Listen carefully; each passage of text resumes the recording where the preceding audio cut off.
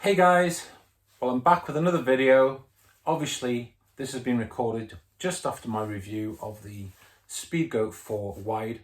As you can probably tell, I'm sitting here on the review couch in the same clothing with the same hat. So there's no change there. Don't forget to hit the subscribe button and if you can find it, ring that goddamn bell. So today the delivery man arrived with two pairs of Hoka Ones or Hoka 11s if you're from Newcastle. I prefer to just call them Hokas because I can't really see any sense in having the word 11 or One in the title. So today my second review of the Hoka footwear is the hiking boot called the Kaha. This is a Gore-Tex leather hiking boot. Described as being fully waterproof, and I can obviously give a little bit more of a review on these as I've actually had them on my feet all day since this morning. So very similar fit to the Speedgoat 4 wide. Unfortunately the Kaha is not available in a wide version, so I've adopted my specialized lacing technique for the boot. Hopefully the boot will stretch a little bit on the width because it's leather opposed to just a normal fabric type material. So one thing I was a little bit worried about was because my weird right toe is right at the front of my Speedgoats, not bothering me, but not an abundance of room at the front. I was a little bit worried that the toe box on this right shoe was going to be really hard and could, possibly bother me with that right toe, as it normally does with every single pair of shoes that I've ever had in my life. However, I've had them on all day and no problems, and I think the reason is because this toe box area, like when you look at it, it looks like quite a hard front to the boot, but it's actually not. Look, it's really squidgy, it's really flexible. So it's like, even though it's got this protection around the front of the toe box area, the feel and texture to it is not too dissimilar to the Speedgoat 4. I did call and ask Hoka regarding the sizing before ordering, and they just said go for the 46. Now, incidentally, I wouldn't buy a pair of Hokas without actually trying them. I'm normally a 44. I had to increase size to a 45 in my best odds, and when I tried the Speedgoats, I had to go to 46. So you don't want to be buying a pair of Hokas without trying them. They do run small. So apart from that, what I can say my sort of preliminary impressions of this boot is it's very nicely made. The leather is very supple.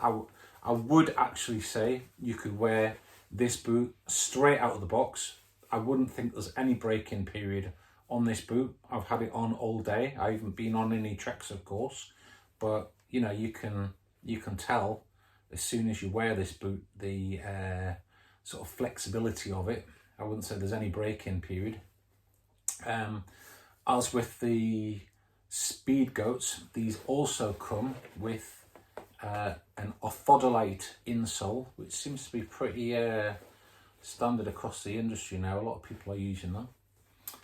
Very comfortable, and look, it's got that lovely EVA foam sole on it, which again, very similar to the Speedgoat 4. It's squishy on the bottom and it's squishy inside, so you've got that extra flexibility on both sides of the sole. And I'll just show you the sole there. Vibram sole with good grip, and just the same as the Speedgoat 4, we've got directional grippy lugs there. So we've got directional at the forefoot area and that area, and then we flip it round and look, we've got directional lugs tread on the heel area of the boot as well. And you can probably see where I hold the boot that way. I would say, hang on, where are I?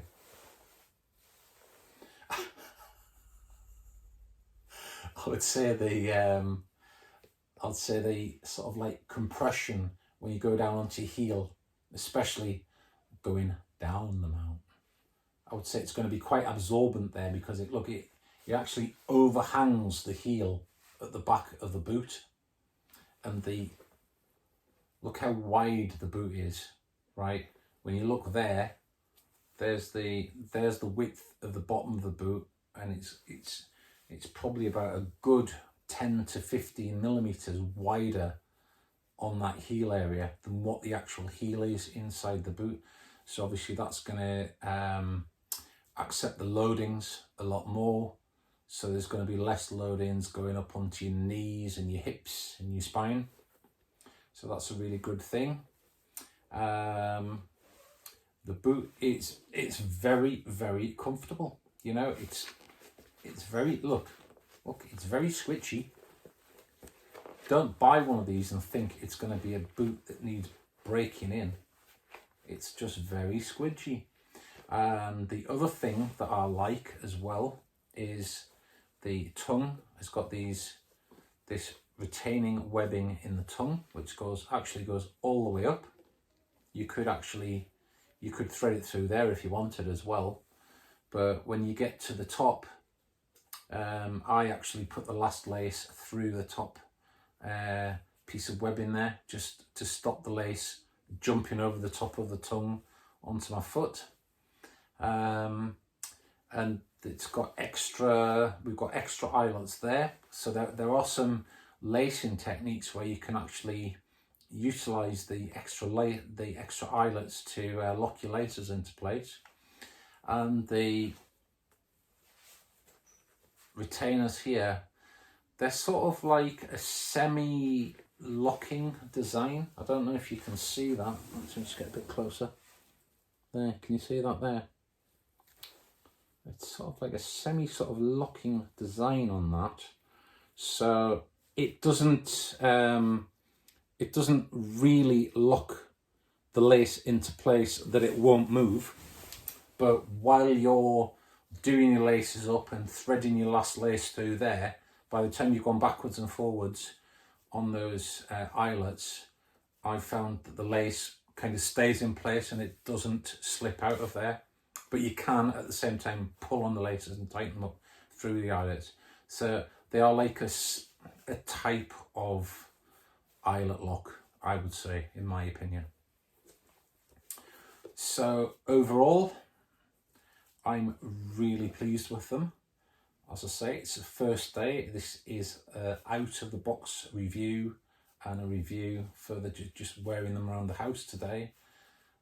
There is absolutely no niggles with my weird feet that would suggest that there will be any problems walking 20k with these on tomorrow, to be honest. That's how comfortable they are. So there we go. That is the Hoka 1-1 Kaha hiking boot review. I will probably no doubt follow this up with a review of these boots once I have actually got some hiking kilometers completed with them on, and to see how they actually last durability wise out on the trail. Thanks for watching.